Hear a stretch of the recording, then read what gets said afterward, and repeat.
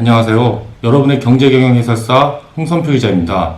오늘은 네이비실, 그들을 세계 최강의 특수부대로 만든 4가지 원칙이란 제목으로 방송을 마련해봤습니다. 미 해군 소속 특수부대인 네이비실은 세계에서 가장 유명한 특수부대입니다. 1962년 존 F 케네디 당시 미국 대통령의 명령으로 만들어진 이 부대는 창설된 지 50년 동안 전 세계 각지에서 수많은 임무를 성공시키면서 세계 최고의 특수부대라는 명성을 얻을 수 있었습니다. 네이비실이 최근에 성공시킨 가장 대표적인 작전으로는 2011년 5월 9.11 테러의 주범인 오사마 빈 라덴을 사살한 넵튠 스피어 작전을 들 수 있습니다. 당시 현장에 출동했던 네이비실 대원의 헬멧에는 캠코더가 달려있었는데요. 버락 오바마 미국 대통령을 비롯해서 당시 미국의 지휘부는 이 캠코더를 통해서 오사마 빈 라덴의 최후를 똑똑하게 목격할 수 있었습니다. 제가 오늘 말씀드릴 내용은 여기 있는 네이비실 승리의 기술이라는 이 책에 나와 있는 내용을 바탕으로 준비해봤습니다. 조코 윌링크와 레이프 바비는 2006년 당시 이라크에서 가장 반군의 저항이 격렬했던 곳으로 꼽히는 이라크 서부 안바르주의 주도인 라마디로 파병이 됩니다. 이 당시 조코 윌링크는 네이비실 팀 3에 속해 있는 부루저 기동대를 이끄는 기동대장이었고요. 직급은 소령이었습니다. 그리고 또 다른 공동 저자인 레이프 바비는 조코 소령 밑에서 찰리 소대를 이끄는 소대장이었고 당시 계급은 중이었습니다. 조코와 윌링크는 매일같이 반군과 목숨을 건 전투를 벌이면서 어떤 극한 상황에서도 부하들을 잘 이끌고 임무를 완수할 수 있는 그런 리더십의 원칙에 대해서 깨닫게 됩니다. 그리고 전쟁터에서 이렇게 몸으로 겪은 리더십 원칙들을 누구나 따라 배울 수 있는 이론으로 만들게 되는데요.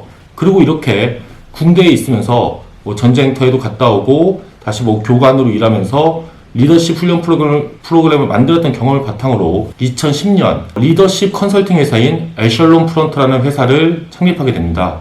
2010년부터 이렇게 회사를 창업해서 많은 기업들에 대해서 자신들이 군대에서 배운 바탕으로 리더십 컨설팅을 해준 이들은 2015년에 이 책을 내게 됩니다.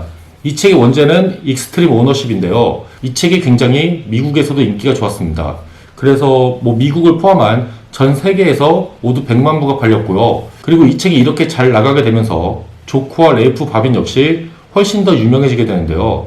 조코 같은 경우에는 2015년부터 리더십이라든지 자기가 군대에서 배운 교훈에 대해서 얘기하는 조코 팟캐스트라는 걸 운영하고 있습니다. 이 조코 팟캐스트는 미국의 팟캐스트 플랫폼이 아이튠즈에서 여태까지 경제 경영 분야 팟캐스트 중에서 가장 많은 청취수를 기록한 팟캐스트이고요. 또 같은 이름으로 운영하고 있는 조코 팟캐스트라는 유튜브 채널은 구독자가 약 50만 명에 달합니다. 저는 이 책과 그리고 다른 전략서를 읽으면서 조코와 레이프 그리고 더 나아가서는 네이비실이 어떤 위험한 전투 현장에서도 임무를 성공적으로 완수시킬 수 있었던 비결을 4가지로 정리할 수 있었는데요.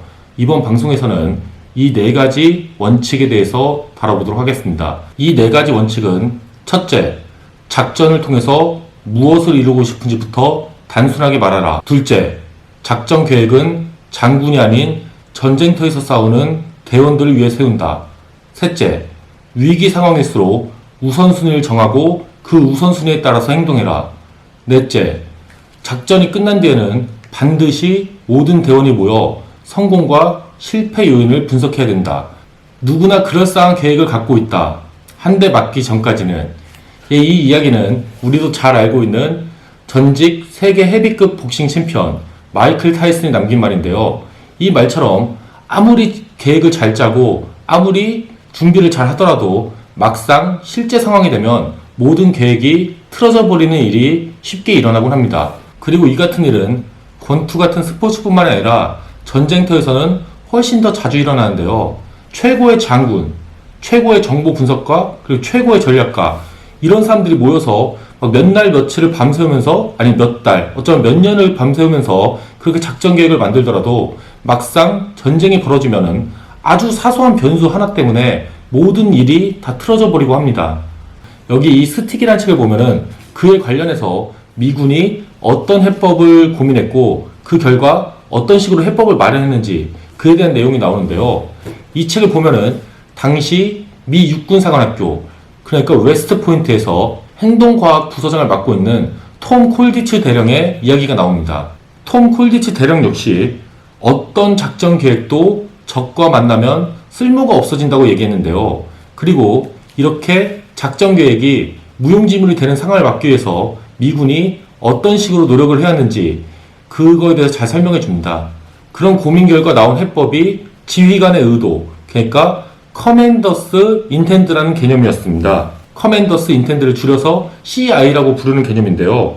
이 지휘관의 의도 개념은 1980년대부터 미군의 작전계획 수립 절차에 도입됐습니다. 이 CI라는 개념은 그런 작전 계획 그리고 작전 명령서의 최상단에 그 전투를 지휘하는 지휘관이 이번 작전을 통해서 우리가 얻고자 하는 것은 무엇인지, 그리고 이번 작전이 끝나 있을 때 현재 상황이 어떻게 달라져 있을지를 원하는지를 아주 짧고 간단하고 단순하게 서술하는 방식이었습니다. 뭐 작전에 들어가면은 뭐 몇 개 부대는 이쪽으로 들어가고 몇 개 부대는 이쪽을 치고 뭐 그런 식으로 어떻게 해야 될지를 자세하게 설명하는 건 일단 뒤로 미루고, 일단은 무엇을 얻기 위해서 우리가 왜 이 작전을 펼치는지부터 지휘관이 직접 단순하고 간단하고 명료하게 설명하라는 거였는데요. 만약에 제가 군부대를 지휘하고 있는 지휘관이라고 하겠습니다. 그리고 저는 저희 부대원들한테 적이 장악하고 있는 고지를 장악하라고 이제 명령을 내릴 겁니다. 그리고 이렇게 명령을 낼 때 최상단에 우리가 왜 이 작전을 펼치는지를 명확하게 쓰는 건데요. 예를 들어서 이렇게 쓰는 겁니다.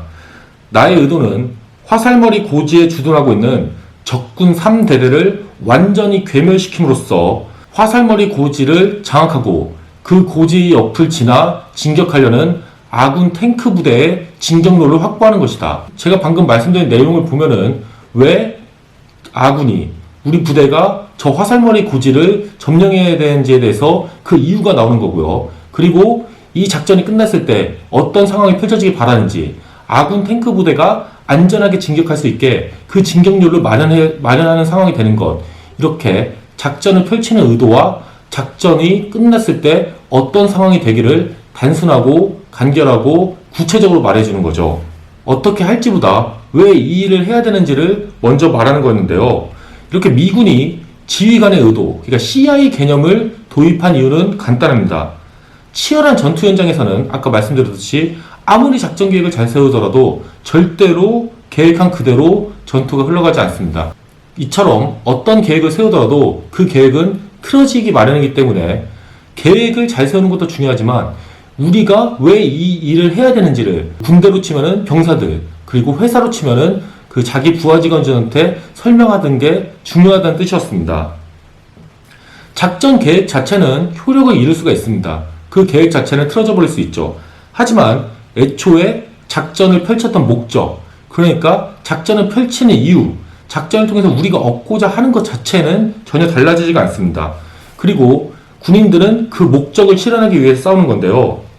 작전에 참가하는 병력이 우리가 왜 지금 이 전투를 벌이고 있는지를 정확하게 이해하면은 작전이 애초에 예상했던 것과는 전혀 다른 방향으로 흘러가더라도 현장에서 싸우는 병력들이 지금 이렇게 계획은 틀어졌지만 우리의 애초 목표는 이거였고, 그러니까 현장에 있는 우리는 이 목표를 실현하기 위해서 또 다른 방법을 찾아내야겠다. 그 방법으로는 뭐 이게 적절하겠다. 이렇게 현장에서 스스로 생각하면서 싸울 수 있다는 게 이 지휘관의 의도 개념을 통해서 작전을 펼치는 목적을 아주 명확하게, 단순하게, 간결하게 말해주는 이유였습니다. 사람들은 목표가 없으면 제대로 움직이지 않습니다. 일단 우리가 이 일을 하는 목표가 무엇인지를 정확하게 알아야만이 사람들이 스스로 알아서 생각하고 행동할 수 있는 겁니다.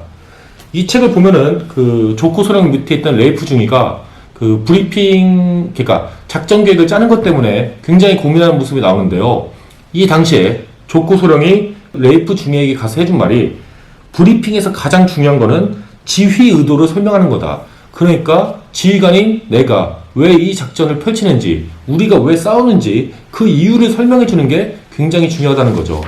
그럼 이제 네이비실이 항상 승리를 거둘 수 있었던 두 번째 원칙에 대해서 말씀드릴 텐데요. 그 내용은 첫 번째하고도 이어지는 내용입니다. 그 내용을 요약해서 말씀드리면 작전 계획은 장군이 아닌 실제 전쟁터에서 싸우는 대원들을 위해서 세워야 된다는 겁니다. 이라크로 파병되기 6개월 전, 그러니까 2006년 초나 2005년 말이었겠죠. 그때 레이프 중위를 비롯해서 부르저 기동대에 소속되어 있던 간부들은 굉장히 중요한 임무를 맡습니다.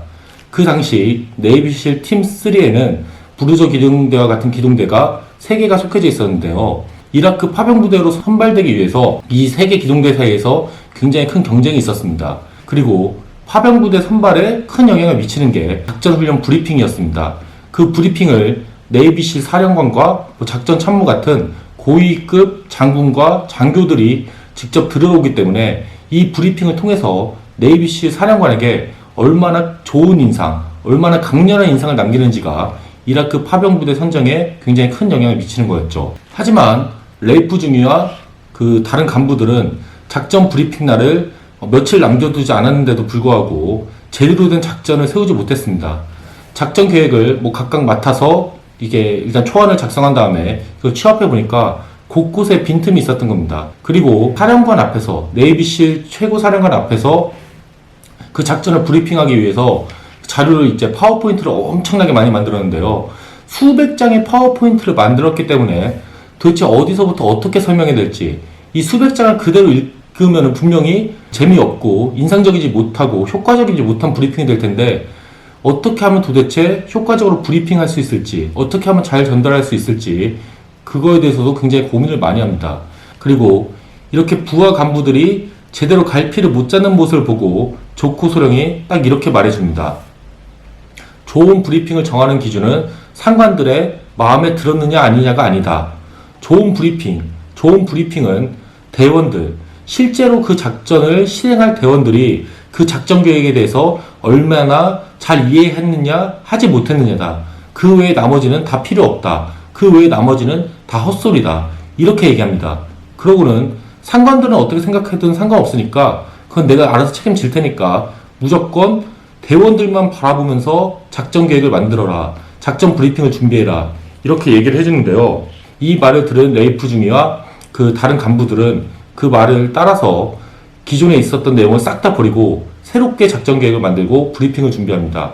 아까 말씀드린 것처럼 파워포인트 슬라이드가 진짜 수백 페이지가 됐는데 그런 내용은 싹 다 버리고 실제로 어떻게 작전을 해야 되는지, 그러니까 대원들의 입장에서 그 계획을 다시 짜갖고 파워포인트 슬라이드도 굉장히 간편하게 만듭니다. 원래는 이제 작전 계획 같은 거 하면은 파워포인트 슬라이드에 그 지도를 그려놓고 우리 아군의 위치, 적군의 위치, 아군은 어떻게 이동하고 주요 목표는 뭐다, 이렇게 원래는 파워포인트 슬라이드를 통해서 설명했었는데 그렇게 하지 않습니다. 전쟁터에서 실제로 쓰이는 지도, 실제로 네이비실 대원들이 전투 현장에서 사용하는 지도를 벽에 걸어놓고요. 그 지도 위에서 설명을 합니다. 그 지도 위에서 아군은 여기, 적군은 여기, 우리 이동 경로는 어떻게, 그리고 주요 목표는 뭐다. 왜냐면은 브리핑 때 파워포인트 슬라이드를 이용해서 설명을 하면은 그거는 실제 전투 현장에서 쓰는 자료와 다르지 않습니까? 그렇기 때문에 대원들이 직접적으로 빠르게 이해하기가 되게 힘들죠. 근데 전투 현장에서 쓰는 것과 똑같은 지도를 바탕으로 똑같은 상황에서 이렇게 브리핑을 한다면 우리가 어떻게 움직여야 되고 어떤 식으로 적을 공격해야 되는지를 대원들이 이해하는 게 훨씬 쉬워집니다.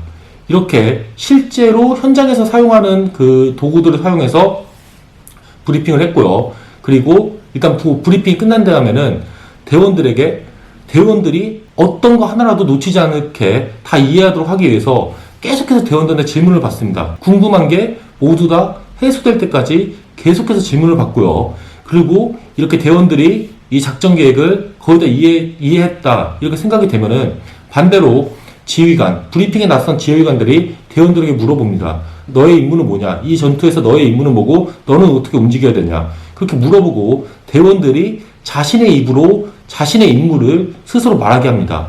그리고 이 모습을 그 네이비실 사령관과 작전 참모 같은 장군과 고위급 장군들은 저기 이제 뒤쪽에 앉아서 보고 있었는데요. 이 브리핑이 끝난 다음에 네이비실 사령관이 다가와서 딱 이렇게 말을 합니다. 내가 부대를 돌아다니면서 들은 작전 브리핑 중에서 최고의 작전 브리핑이었다.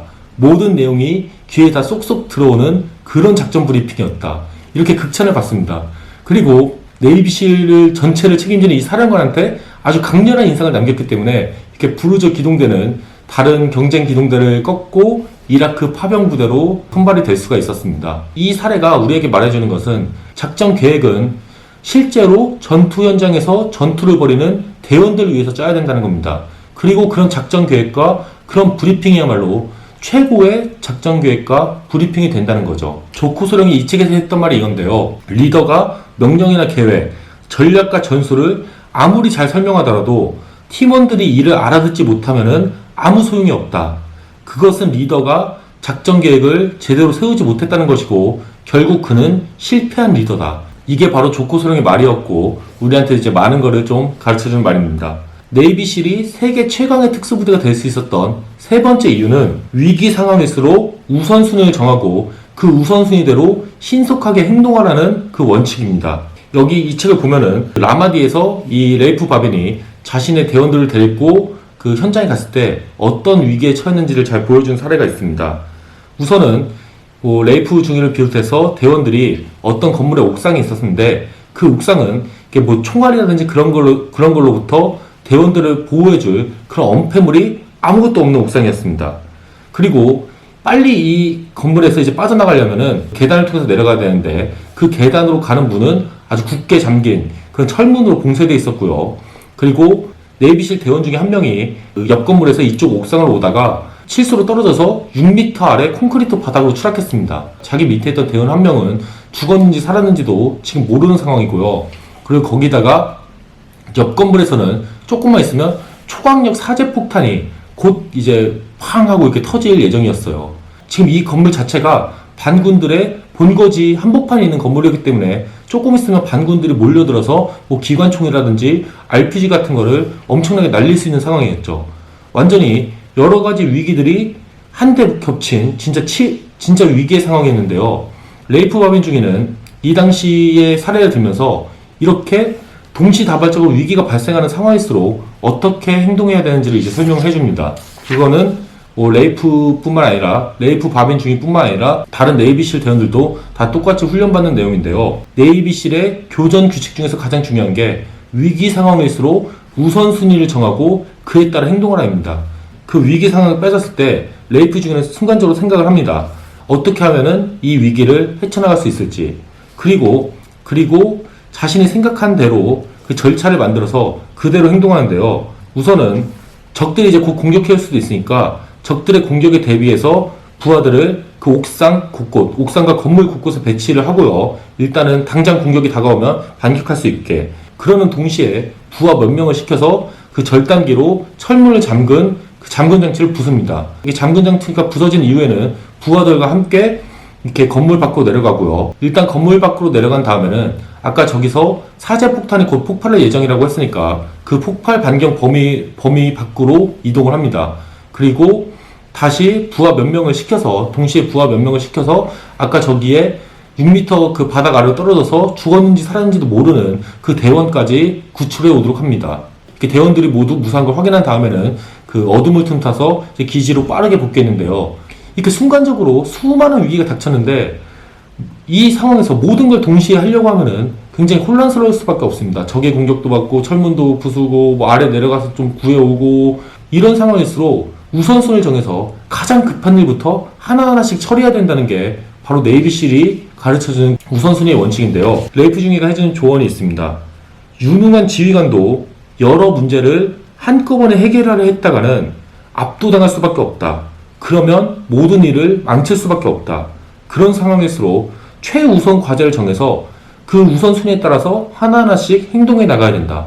이렇게 우선순위를 정해서 행동하는 거, 한 번에 모든 일을 다 해결하려고 하지 않는 게 굉장히 중요하다는 것을 알 수 있습니다. 네 번째 원칙은 좀 간단합니다. 네 번째 원칙은 바로 어떤 작전이든 어떤 임무든 전투가 끝난 후에는 반드시 모든 대원이 모여 왜 이 작전을 성공할 수 있었고 아니면 왜 이 작전은 실패했고 그리고 다음번 작전 때 우리가 더 강해지기 위해서는 어떤 거를 보완해야 되는지를 전원이 모여서 검토한다는 거죠. 작전 때문에 대원들이 아무리 피곤하고 힘들고 지쳤더라도 그리고 또 다른 작전을 준비하느라고 아무리 바쁘더라도 이 작전 후 브리핑 시간은 절대 빼먹지 않는다고 하는데요. 이 브리핑에서는 작전의 모든 과정을 하나씩 하나씩 그 단계로 놓고, 한 단계씩 놓고, 이 단계에서는 우리가 무엇을 잘했고, 이 단계에서는 우리가 무엇을 못했고, 그리고 다음번 작전 때 우리가 보다 더 강해지기 위해서는 어떻게 해야 되는지를 말단, 막내 대원부터 지휘관까지 모두가 의견을 내놓는 거죠. 그리고 이렇게 모든 작전이 끝날 때마다 모두가 모여서 이렇게 어떻게 하면 더 나아질 수 있을지를 고민하는 게 내비실이 하루하루 더 나아질 수 있었던 중요한 비결 중에 하나라는 게 바로 이 레이프 중위 그리고 조코 소령의 말입니다. 예, 이번 방송에서는 그 조코 소령과 레이프 중위의 책, 그 네이비실 승리의 기술을 바탕으로 네이비실이 어떻게 해서 세계 최강의 특수부대가 될 수 있었는지에 대해서 알아봤는데요. 제가 이렇게 말씀드린 내용이 구독자분들께서 일상과 업무에서 좀 어떻게 하면 좀 일을 효과적으로 하고 조직을 어떻게 더 효율적으로 이끌어 나가는지에 대해서 좀 아이디어를 얻는데 도움이 되었으면 좋을 것 같습니다. 예, 그리고 방송을 마치기 전에 한 가지 더 말씀드릴 게 있는데요. 제가 얼마 전부터 홍자병법이라는 이름으로 이메일 뉴스레터 서비스를 시작했습니다. 지금 제 유튜브 채널을 보시면 아시겠지만 저는 평소에 경제 상식이나 뛰어난 경영 사례 아니면 리더십이나 역사에 관한 내용으로 그 영상을 만들어서 올리고 있는데요. 사실은 이렇게 유튜브에 올리는 영상보다 훨씬 더 다양하고 그리고 좀 더 깊이 있는 주제에 대해서 글로 쓰고 있습니다. 경제나 경영 그리고 리더십과 역사에 대한 내용을 글로 받아보고 싶으신 분들을 위해서 제가 이메일 뉴스레터 서비스 홍자병법을 시작하게 됐습니다. 이메일 뉴스레터를 구독할 수 있는 주소는 이 방송 설명글에 들어가시면 제가 구독 링크도 올려놓겠습니다. 특별히 다른 정보를 입력하실 필요 없이 이메일 주소만 입력하시면 되니까 제 글을 이메일로 편하게 받아보고 싶으신 분들은 많은 구독을 부탁드리겠습니다. 오늘 방송은 여기서 이만 마치고 다음 시간에도 재밌는 내용으로 찾아뵙도록 하겠습니다. 봐주셔서 감사합니다. 좋은 하루 되세요.